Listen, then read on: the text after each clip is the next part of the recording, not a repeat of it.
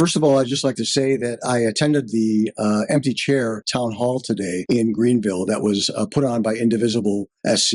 And I think they did an excellent job. Some great speakers. It was well done, incredibly well attended.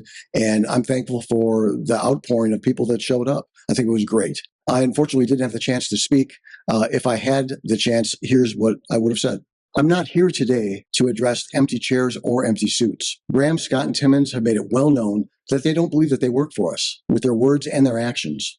You may have seen that TikTok video that was floating around out there of Lindsay Graham talking about the fact that he doesn't need to do a town hall. He knows exactly what he has to do. He knows what his job is. His job is to do whatever Trump tells him to do, not what his constituents want him to do. Fact is, all of them stopped working for us, the citizens of South Carolina, the minute that they were elected or reelected. They no longer needed their constituents after that. But their reckoning is coming. So rather than address them, today I'm directing my comments to my fellow citizens here in South Carolina about an issue that is in fact bipartisan. Doesn't matter if you're Republican, Democrat, Independent, or one of those still undecided voters out there. Doesn't matter if you're 18 or 84. I'm talking about the real threat to Social Security. They are coming for it. Make no mistake about it. Whether you are on it currently or will be, you sure as hell know someone who is. Mom, dad, grandma, grandpa, your next door neighbor. All who will be severely impacted by the loss of it. They'll be devastated. This is not a Ponzi scheme. This sure as hell is not an entitlement. This is our money because when we joined the workforce, we also entered into an agreement with the government. And so did our employers, by the way. That agreement was that we would help fund Social Security for ourselves and for each other. There are some among us, we all know them, who will be destitute without it, absolutely destitute. They'll be homeless or worse. Do not be fooled into believing that what we're hearing about this is hyperbole. Oh, they'd never really do that. They'll never really cut Social Security. Really? How much hyperbole has come to pass in the last 54 days?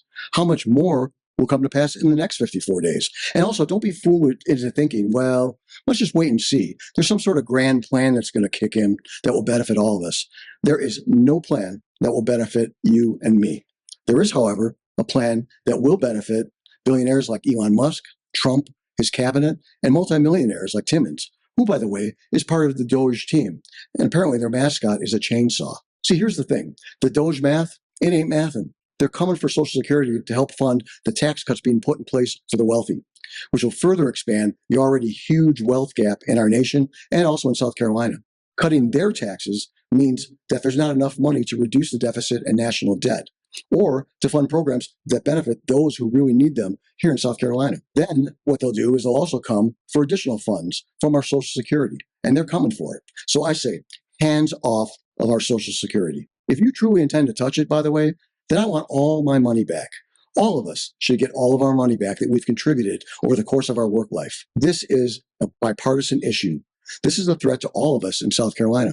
Do not fall for this con. Even though they no longer work for us, doesn't mean that we can't make their lives difficult by continuing to show up on their doorstep at their offices, continuing to barrage them with phone calls and emails. Let's make their life difficult even when they're out of the office, or their aides' lives difficult. Let's continue to call them out on social media over and over and over again. I'll end with a line that I borrowed from a John Mellencamp's song.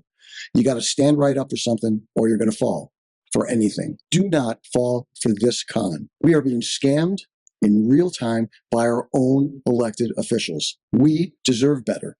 Let's make all of our voices heard before it's too late. Thank you.